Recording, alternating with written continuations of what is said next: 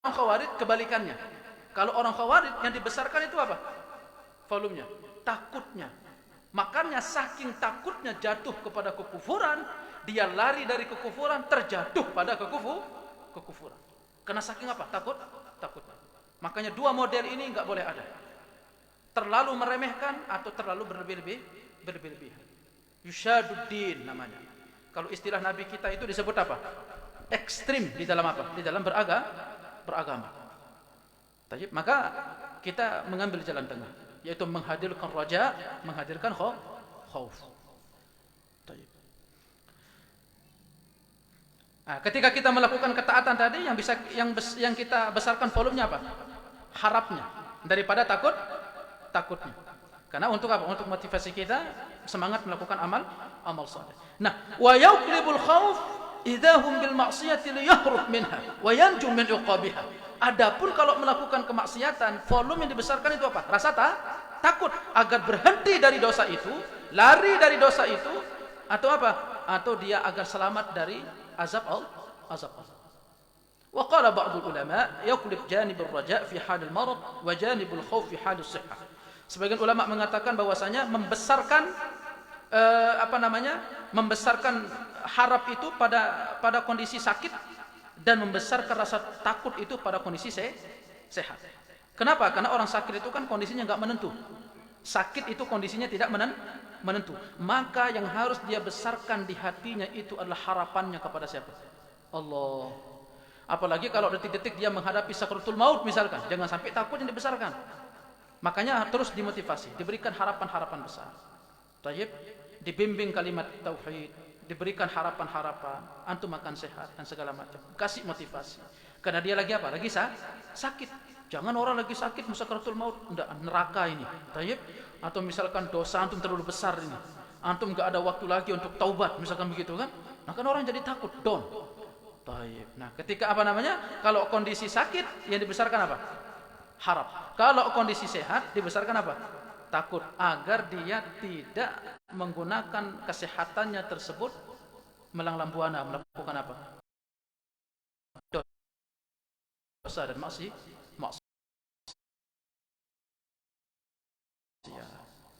Tayyib. Wa qila kata Syekh Ibnu Utsaimin, yakunu raja'uhu wa khawfuhu wahidan sawa'an ay sawa'un li alla yahmiluhu ar-raja' 'ala al-amn min makrillah wal khawf 'ala al-ya's min rahmatillah wa kilahuma qabih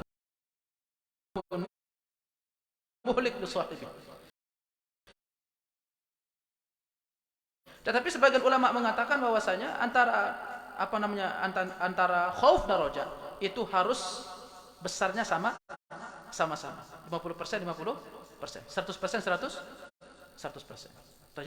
Tapi ala kulli hal yang kita sebutkan di atas tadi itu bagus untuk sebagai apa? Untuk mendidik hati. Kapan hati itu dibesarkan rasa harapnya dan kapan hati itu dididik untuk membesarkan. Ampun, Allah itu Maha menerima taubat. Tayyib. Akhirnya dibesarkan apa? Terus dia melakukan dosa dan maksiat karena dia tahu Allah itu Maha Pengampun. Akhirnya enggak berhenti dia melakukan dosa dan maksiat. Nah, ini celaka orang yang seperti ini. Tayyib. Ini celaka orang yang seperti ini. Kemudian al-khasyah. Khasyah yaitu apa? Takut. Sama juga khasyah, takut. Tapi kalau khasyah ini bedanya apa Bapak saya? Al-khauful mabni 'ala al-ilmi bi'azamati man yakhshah wa kamalu sultanihi liqaulillahi ta'ala. Takut yang terbangun dari pengetahuan seseorang tentang keagungan, kesempurnaan kekuasaan orang yang dia takuti. Itu namanya apa? Khasyah. Beda antara khauf sama khasyah itu di situ. Kalau khauf bahasa Arabnya khauf juga takut. Khasyah bahasa Arab juga apa? Takut, tapi dimensinya beda. Kalau khauf tadi takut tapi dia tidak tahu orang yang ditakutinya ini apakah kuasa atau tidak. Ini pengecut namanya. Dia takut, dia lihat besar badannya. Kan belum tentu padahal kalau besar doang badannya tapi siapa tahu dia lemah kan begitu. Besar doang badannya tetapi tidak memiliki kekuatan. Tapi kalau khasyah itu takut dibarengi dengan pengetahuan bahwa orang yang dia takuti itu memiliki kekuasaan, kesempurnaan kekuasaan. Ini disebut khasyah. Maka tidak bisa khasyah kecuali siapa? Ulama. Karena ulama lah yang paling tahu tentang keagungan siapa? Allah Subhanahu wa ta'ala. Yang paling tidak mungkin penuntut ilmu. Nah, ya. Penuntut ilmu. Tapi kalau awam kita dalam masalah ilmu ya sama aja kita takut sama orang. Apalagi kalau lihat orang sudah agak sedikit rapi sedikit, wah segan, takut. Kan begitu ya? Apalagi kalau lihat orang misalkan apalagi kalau sudah lihat orang bawa senjata misal begitu kan, wah segan, takut kan begitu. Padahal kan belum tentu, mungkin saja senjatanya senjata palsu kan begitu. Tayyib. Tapi kalau kita tahu orang tersebut memiliki kekuatan, itu namanya apa? Khosyah. Nah, khosyah itu tingkatan takut paling tinggi. Itulah yang Allah sebutkan, innama yakhsyallaha min ibadihi al-ulama. Tayyib. Tidak ada yang takut kepada Allah atau khosyah kepada Allah dari hamba-hambanya, itu hanya siapa? Hanya ulama. Hanya ulama. Tayyib.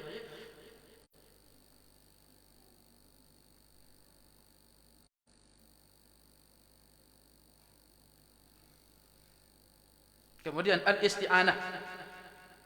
Poin ke berapa? Poin ke berapa? Ke-6.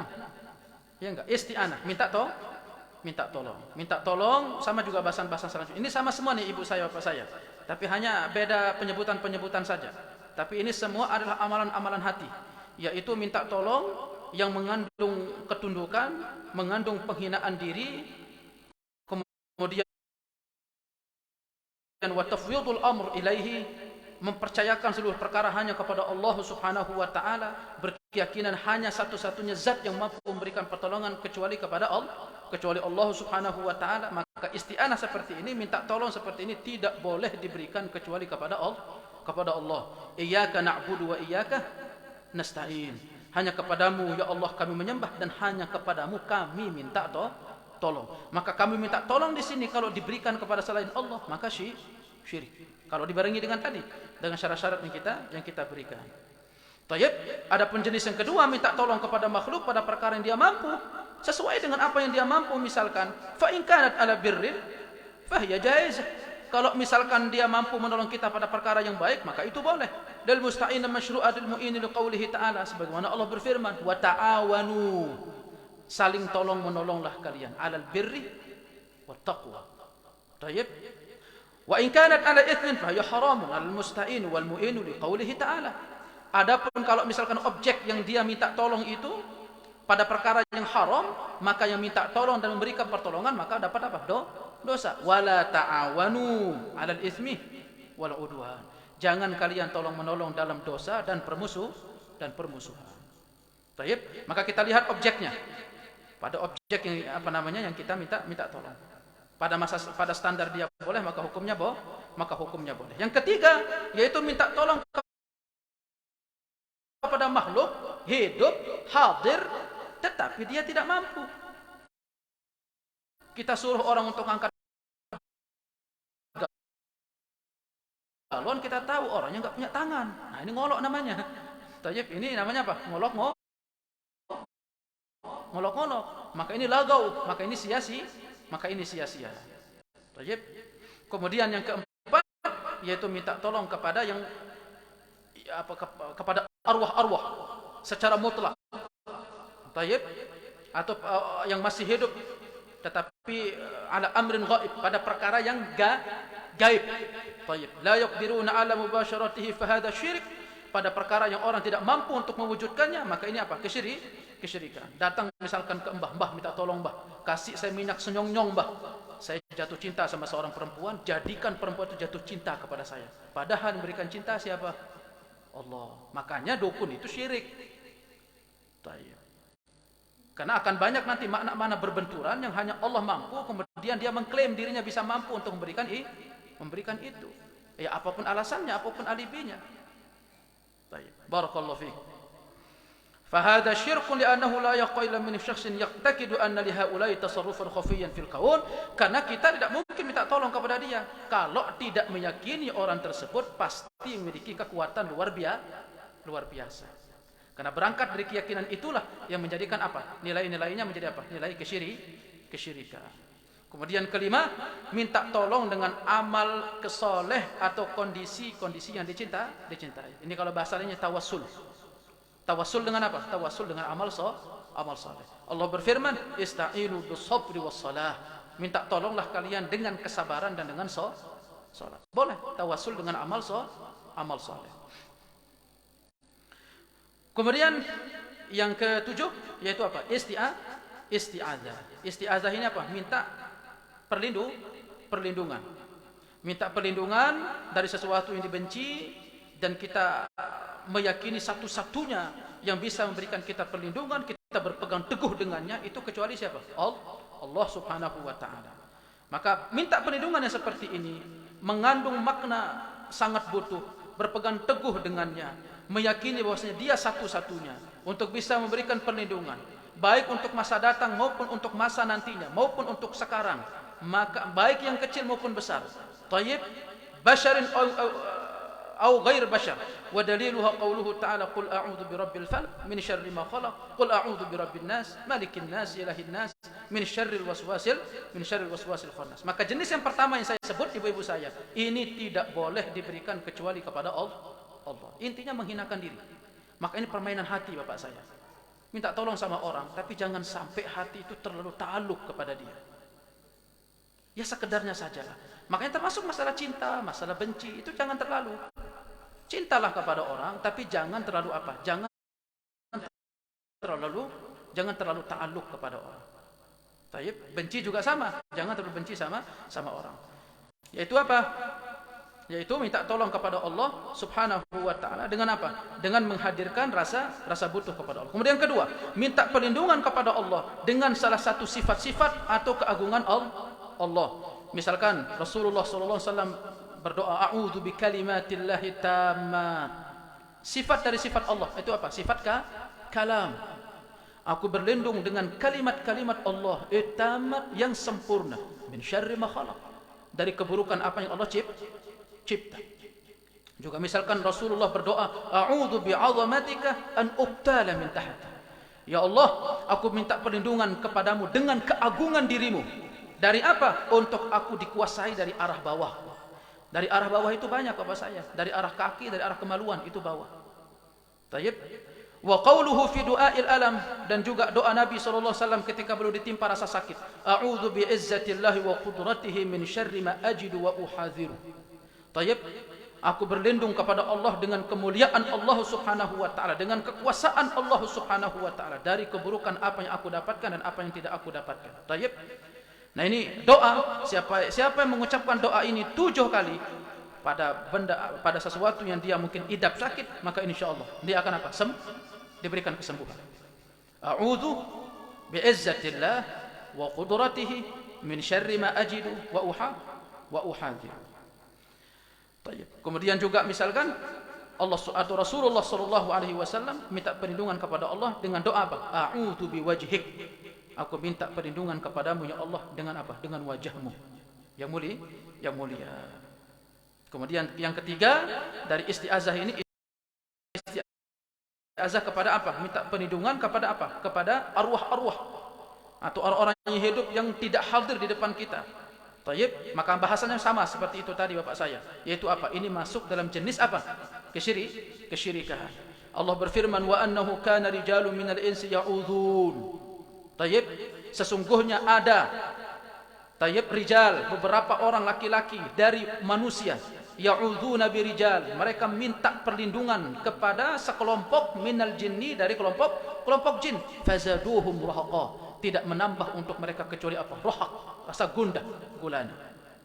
Ya, orang minta tolong kepada jin segala macam, itu masuk dalam kategori apa? Nilai-nilai kesyirikan. Kemudian yang keempat yaitu apa? Al-isti'adzatu bima yumkin al-'audhu bihi min al-makhluqin min al-bashar aw al-amakin aw ghairiha fa hadha jaiz wa daliluhu khulsun fi dzikr al-fitan. Adapun minta perlindungan kepada orang atau berlindung di sebuah tempat yang memang bisa untuk memberikan perlindungan, maka ini boleh. Sama seperti hadis Nabi, misalkan beliau mewasiatkan ketika terjadi fitnah, apa kata Rasulullah? Man tasharrafa laha tastashrifhu wa man wajada malja' aw ma'adan falya'idh bih, kata Nabi Muhammad sallallahu alaihi wasallam. Siapa yang suka main-main dengan fitnah, nah ini apa namanya, siapa yang merasa aman dari fitnah, ya, maka fitnah itu akan apa? Akan mencengkramnya. Maka kalau sudah fitnah itu menyebar, maka siapa yang mendapatkan tempat berlindung atau yang bisa dimintai perlindungan, falya'idh bihi, maka berlindunglah. Tayyib. Faman kana lahu ibil falyalhaq bi ibili. Siapa yang memiliki unta, maka hendaknya dia pergi bersama untanya. Sallallahu alaihi wasallam. Kemudian ada seorang wanita dari Bani Makhzumah, dia mencuri, kemudian didatangkan ke hadapan Nabi, lalu dia minta pertolongan atau minta perlindungan dari siapa? Ummu Salamah, istrinya Rasulullah sallallahu alaihi wasallam. Maka boleh. Tayyib. Maka boleh yang seperti ini. Kemudian terakhir yaitu apa? Istighosah. Itu apa? Istighosah. Istighosah ini minta kemenangan, itu namanya istighosah. Minta dimenangkan. Ya, al-istighatsatu talabul ghauthi wa huwa al-inqadhu min asy-syiddati wal halak wa huwa aqsam. Istighosah ini adalah minta pertolongan dari apa? Dari penderitaan dan kebinasaan. Itu namanya istighosah. Yaitu minta pertolongan atau minta penjagaan dari apa? Dari penderitaan dan dari kebinasaan. Maka istighosah kepada Allah Subhanahu wa taala ini seutama-utamanya amal dan sesempurna-sempurnanya ibadah. Istighosah kepada Allah. Tayyib, tastaghitsuna rabbakum. Ingatlah kalian ketika kalian beristighosah kepada Allah. Fastajaba lakum, lalu Allah penuhi kemauan itu kepada kalian. Anni mumiddukum bi alfin minal malaikati murdifin. Dan aku meliputi kalian dengan 1000 malaikat murdifin yang berturut-turut datang memberikan pertolongan. Itu kapan? Di perang Badar. Tayyib, di perang Badar. Ketika waktu itu orang-orang musyrik, yaitu 1000 rajul wa 1000 pasukan. Sementara kaum muslimin berapa? Cuman 300 lebih pasukan kaum muslimin. Tayyib, fadakhala al-arish yunashid rabbahu azza wa jalla rafi'an yadayhi mustaqbilah il-qiblah. Lalu Rasulullah sallallahu alaihi wasallam berdoa atau beristighosah, minta tolong, minta kemenangan kepada Allah sembari beliau menghadap ke kiblat. Lalu beliau berdoa, Allahumma njus lima wa'adtani. Ya Allah, tunaikanlah apa yang engkau sudah janjikan kepada aku. Allahumma in tahlik hadhihi al-isabah min ahli al-Islam la tu'bad fil ardh. Ya Allah, kalau sekiranya penduduk ini dihanguskan, dikalahkan oleh orang-orang musyrik itu, maka niscaya tidak akan ada orang lagi yang akan menyembahmu di mana? Di muka bumi. Wa ma zala yastaghithu bi rabbih rafi'an yadi hatta saqata rida'u an mankibaihi fa akhadha Abu Bakar radhiyallahu anhu rida'ah. Senantiasa terus beliau minta doa sampai selendang yang beliau pakai di kedua bahu beliau itu jatuh. Fa akhadha Abu Bakar radhiyallahu anhu rida'ah. Lalu Abu Bakar mengambil selendang Nabi Muhammad, fa'alqahu ala mankibaih.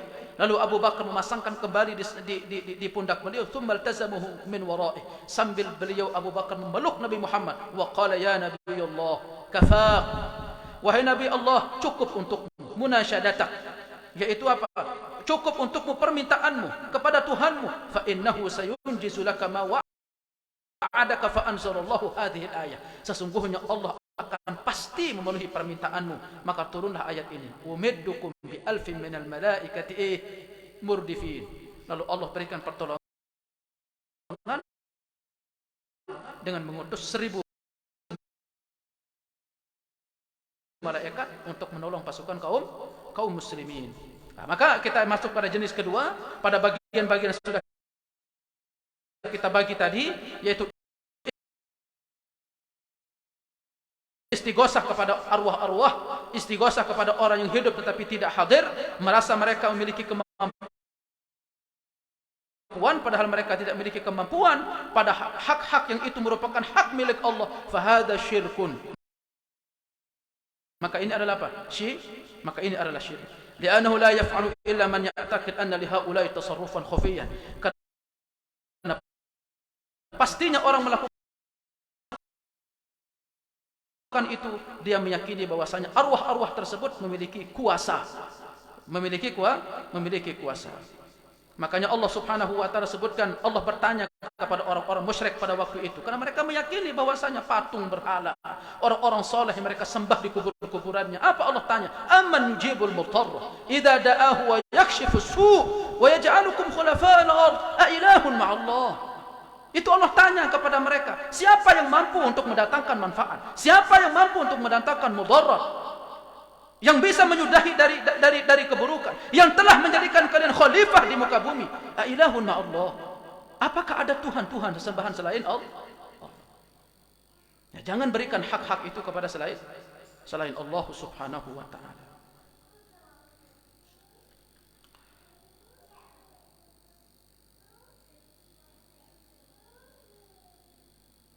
Baik, wallahu a'lam bis-shawab. Ini yang bisa kita sebutkan dari beberapa amalan-amalan hati yang batasan-batasannya kita ketahui dari batasan-batasan apa? Batasan-batasan aqdiyah. Yaitu batasan-batasan akidah. Semoga dari apa yang kita sebutkan kita bisa fahami dan semoga kita bisa mengamalkan apa yang sudah kita sebutkan. Wallahu a'lam bis-shawab.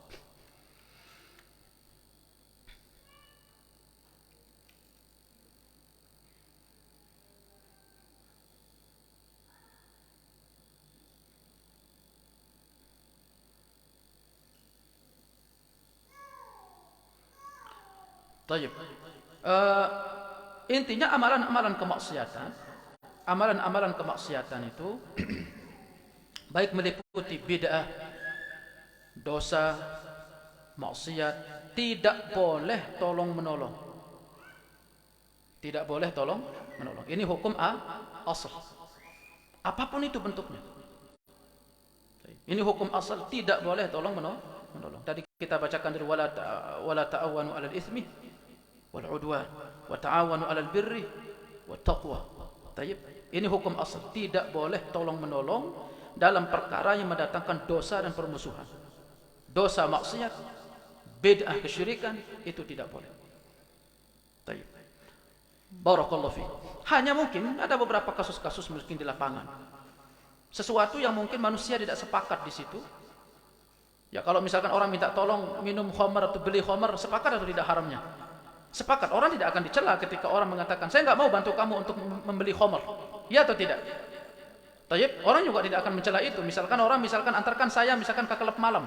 Saya nolak misalkan mengatakan, saya enggak mau untuk antarin antum. Itu dosa. Sepakat orang mengatakan itu. Tidak ada orang yang akan mencela ketika saya mengatakan, saya enggak mau mengantarkan antum untuk apa? Untuk ke klub malam. Tayyib. Tapi kan ada beberapa perkara yang memang itu butuh pembelajaran, butuh pengetahuan. Seperti amalan-amalan yang berkembang, mungkin ritual-ritual yang berkembang di tengah masyarakat, yang memang secara standarisasi sunniyahnya, itu yang mungkin kita perlu kembalikan ke arah situ, dan itu bertentangan dengan nilai-nilai sunnah. Ini kan perlu apa? Pembelajaran. Seperti yang antum sebutkan, misalkan yasinan, misalkan. Bukan masalah yasinnya, ya. Kalau baca yasin ya masyru', tetapi berkumpul di situ, kemudian berjamaah di situ, kemudian di malam tertentu ritual berulang dilakukan. Kalau tidak dilakukan maka dicela manusia. Ini kan sudah menyerupai ibadah. Bahkan itu yang kita dapati ketika seorang mungkin masuk pada ritual, tidak masuk pada ritual tersebut, dicela, bahkan disesatkan, dikafirkan. Bahkan ketika mungkin orang itu tidak ikut yasinan, ini kelompok-kelompok kafir Wahabi, kan begitu yang terjadi. Tetapi ini kan perlu perkara-perkara yang kita butuh waktu panjang untuk melakukan pembelajaran. Kita butuh hati yang tunduk kepada nilai-nilai sunnah. Kita mencukupkan diri dengan tata cara sunnah Nabi Muhammad sallallahu alaihi wasallam. Melepas diri dari belenggu-belenggu taklid serta ijtihad yang bertentangan dengan sunnah. Ini kan butuh panjang. Ya, melepas belenggu ta'zim seorang makhluk kepada apa? Kepada tokoh-tokoh. Ini perlu pembelajaran panjang. Tapi saya katakan bahwasanya dosa maksiat secara umum maka tidak ada tolong menolong. Tetapi pada kasus serupa tadi misalkan di lingkungan, kalau antum misalkan saya klasifikasi, pertama kalau antum punya mental kuat, antum ajarkan dia. Kalau antum punya mental kuat, antum jangan untuk berikan. Karena kenapa? Itu dosa dan maksiat. Tapi kan berbeda ibu-ibu saya, ketika ibu-ibu yang mungkin apa? Yang bertanya mungkin apa? Mentalnya enggak kuat. Kalau misalkan misalkan ditarik iuran misalkan pada acara-acara yang memang kita secara meyakininya itu bukan bagian dari syariat. Dan kita mohon untuk legowo dalam masalah itu ketika ada orang meyakini itu bukan bagian dari syariat. Tayyib, barakallahu fiik. Maka apa yang kita kedepankan dalam masalah ini saling menghormati. Tapi kan tidak begitu di fakta lapangan. Ketika seseorang mungkin dia tidak memberikan iuran pada waktu itu, maka tuduhan-tuduhan itu akan semakin menjadi-jadi dari arah-arah tetangganya. Oh, si fulan enggak mau ikut bergabung. Si fulan enggak mau ikut memberikan. Si fulan demikian. Oh, si fulan sudah ngaji sama kelompok fulan. Si fulan tidak mau ngaji sama, dan berbagai macam tuduhan-tuduhan. Ibu-ibu kalau menghadapi seperti itu, ada yang mentalnya kuat, ada yang mentalnya tidak kuat. Apalagi kalau ibu-ibu yang baru ngaji, oh begitu dia mempernyatakan diri dalam masalah keyakinan apa yang menjadi sebuah pegangannya di dalam syariatnya. Begitu dia merasa dirinya kuat, akhirnya apa? Down. Tetangganya ngomongin begini, ibunya ngomongin begini, kakaknya ngomongin begini, enggak kuat. Akhirnya stres. Yang dikhawatirkan ketika stresnya tidak kuatnya, akhir dia kembali lagi ke kondisi Allah. Maka itulah kata Rasulullah, la yushadud din, tidaklah orang yang ekstrim dalam beragama illa ghalab, kecuali orang itu pasti akan dikalahkan dengan keekstrimannya. Maka seorang penuntut ilmu itu perlu lihat hal-hal seperti ini. Tayyib. Makanya kadang tidak bagus juga Bapak saya. Kita nilai kondisi kita itu. Ini kadang kita tahu di kondisi kita lemah, tapi kita lawan arus yang begitu kuat. Akhirnya apa? Kita berbalik akhirnya. Akhirnya kita bernegosiasi pada perkara-perkara yang sifatnya prinsip antara sunnah dengan apa? Antara syirik dengan apa? Tahu? Karena tidak kuat untuk melawan arus tadi. Makanya Rasulullah SAW ketika beliau awal-awal berdakwah, beliau itu skip dulu dakwahnya. Karena khawatir kalau beliau akan melawan arus yang kuat pada waktu itu apa? Sahabatnya nggak tahan masalahnya. Mungkin Rasulullah kuat sebagai Nabi diberikan pertolongan oleh Allah, tapi kan nggak bagi sahabat yang lain. Maka apa kata para ulama? Kalau misalkan dia khawatir untuk kehormatannya dijatuhkan misalkan, atau dia takut kehormatannya diinjak-injak misalkan, nama baiknya takut untuk diinjak-injak, atau dia tidak kuat, maka berikan saja uang itu, tolak di dalam hati, insya Allah itu tidak termasuk dalam apa? Tolong menolong dalam kejahatan. Fahum? Barakallahu fiik. Jadi apa kesimpulannya? Lihat kondisi. Kalau mental kuat, ya tafadhol melakukan itu. Tapi kalau mental tidak kuat dan jujur sama diri sendiri. Diri sendiri. Itu banyak kasus akhirnya seperti itu. Karena terlalu melawan arus, akhirnya dia kalah sendiri dengan apa? Dengan kekehnya sendiri. Maka perlu kita bertahap dalam mengelola atau mendidik hati itu. Ya tentu kita katakan hati yang paling tinggi itu nilainya apa? Orang yang tidak memiliki rasa takut kecuali kepada siapa? Allah. Itu nilai hati yang paling tinggi nilai bayarnya. Negosiasi dengan Allah untuk hati yang seperti itu tuh nilainya besar. Tayyib, ketika dia tidak bergantung kecuali kepada Allah, tidak takut hanya kepada Allah. Tayyib, barakallahu fiik. Nah, adapun misalkan misalkan mendapat undangan ulang tahun dari tetangga, orang tua jika anak kita mendapat ulang tahun dari tetangga, itu sama jawaban saya. Tayyib, kalau misalkan kondisinya seperti itu, punya mental misalkan, anak pribadi diundang ulang tahun. Ustaz, ya dikiranya saya mungkin karena biasa ya, mungkin mungkin bisa nih Ustaz diundang untuk acara ulang tahun. Karena saya pribadi berpandangan ulang tahun itu budaya Barat, dan saya tidak akan pernah mau untuk mengamalkan ulang tahun karena itu transfer budaya dari mana? Dari Barat. Nabi Muhammad sudah bersabda, Tayyib, siapa yang menyerupai suatu kaum maka dia termasuk dari kaum itu. Saya pegang hadis ini. Man tashabbaha biqaumin fahuwa minhum. Siapa yang menyerupai satu kaum maka dia termasuk kaum itu. Saya sebagai seorang muslim punya tradisi. Saya sebagai seorang muslim punya sifat dan karakter. Dan saya berdiri di atas itu berdasarkan arahan dan bimbingan Nabi Muhammad sallallahu alaihi wasallam. Waktu itu ada datang minta tolong untuk apa? Untuk diundang ke acara ulang tahun, tiup lilin. Tiup lilin untuk anaknya sekian tahun. Saya mohon maaf Pak, saya nggak bisa hadir. Ya, tapi saya doakan anak Bapak. Semoga anak Bapak jadi anak yang soleh. Untuk lipatan tahun berikutnya semoga dia menjadi lebih apa? Lebih besar, lebih dewasa. Mungkin kemarin akalnya itu 1, sekarang masuk di tahun keberapa? Tahun ke-5, semoga akalnya 5. Yang kemarin mungkin 1 dia berbakti sama kedua orang tua, sekarang 5 berbakti kedua orang tua. Saya doakan. Oh ya, afwan Ustaz. Ya khalas. Nah, tapi antum masalahnya punya mental nggak begitu? Nah, ibu-ibu berani nggak bilang begitu ketika diajak kan misal begitu? Ya tentu tingkatan maqam hati yang paling tinggi berani untuk mengucapkan itu, tapi kenali diri sendiri. Takutnya nanti begitu antum ucapkan begitu masuk kamar nangis sendiri dalam apa? Dalam kamar. Oh, itu jadi pikirannya berminggu-minggu, berbulan-bulan itu yang dia pikirkan. Enggak enak segala macam. Ketemu sama orangnya dagunya enggak berani tegak. Tayyib. Nah, ini kan menyakiti diri sendiri kan? Tayyib, barakallahu fikum. Maka kondisi seperti ini perlu ditimbang-timbang. Maka untuk kita menghindari dari dosa dan maksiat, dari kemungkaran, tayyib, misalkan seperti apa tadi? Seperti tadi, iuran misalkan, biarkan dan kita tidak ridha untuk perkara tersebut. Atau niatkan untuk lain, misalkan uang itu semoga diberikan untuk apa? Minum mungkin orang-orang yang membutuhkan air minum, atau makan mungkin untuk orang-orang yang membutuhkan makan. Wallahu a'lam bis-shawab. Semoga standar-standar ini, batasan-batasan ini kita bisa pahami dengan syumur, dengan sempurna, dan batasan-batasan amaliyah hati tadi kita bisa pahami dengan batasan-batasan yang sempurna. Kapan kita berikan kepada Allah dan kapan kita boleh berikan kepada makhluk. Maka saya tutup dengan kajian kita di malam hari ini. Semoga dari kajian ini semakin tebal rasa takut kita kepada Allah, kemudian rasa raja kita kepada Allah, rasa harap kita kepada Allah, dan tidak minta tolong kecuali minta tolong kepada Allah. Dari nilai-nilai tadi semoga kita bisa dibimbing oleh Allah untuk senantiasa bisa memberikannya kepada Allah Subhanahu wa taala, dan senantiasa dijaga di atas nilai-nilai tauhid dan dijaga di atas nilai-nilai Islam. Wallahu waliyun dzalika wal qadiru alaih. Kita tutup dengan sama-sama membaca doa kafaratul majlis. Subhanakallahumma hamdik asyhadu an la ilaha illa anta astaghfiruka wa atubu ilaik. Assalamualaikum warahmatullahi wabarakatuh.